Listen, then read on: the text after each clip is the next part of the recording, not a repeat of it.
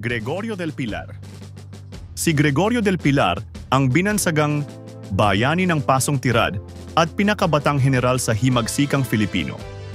Ipinanganak siya noong 14 na Nobyembre, 1875 sa San Jose, Bulacan. Ang ama niyang si Fernando H. del Pilar ay kapatid ni Marcelo H. del Pilar at bagamat angka ng mayamang gatmaitan ay nasa sangang mahirap ang kaniyang pamilya. Matagal na niyang nais sumapi sa katipunan, ngunit hindi tinanggap dahil masyado siyang baata. Gayunman, nagsilbi siyang tagapagdala ng mensahe at tagapagkalat ng mga akdang panghimagsik.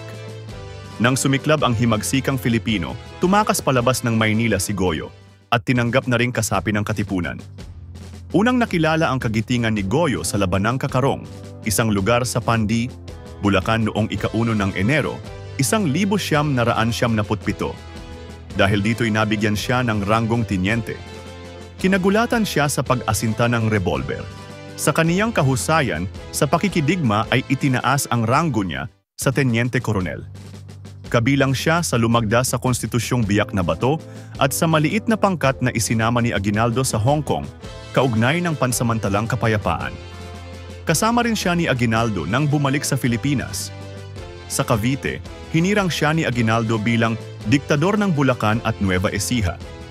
Sa loob naman ng madaling panahon, nakabuo siya ng batalyon at napasuko niya ang mga Espanyol sa Bulacan at Nueva Ecija.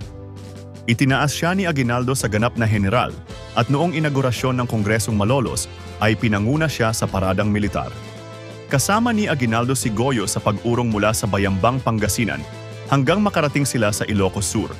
Noong 1 ng Disyembre, 1879, ipinasya niya kasama ang maliit na pangkat ng kawal na Filipino na harapin ang mga tumutugis na Amerikano sa Pasong Tirad. Ipinagtanggol nila ang paso upang magkaroon ng panahon ang pangkat ni Aguinaldo na makalayo.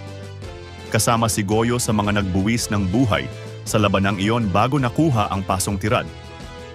Ipinangalan sa kaniya ang isang bayan sa Ilocos Sur at ang Fort del Pilar, tahanan ng Philippine Military Academy sa lungsod ng Baguio.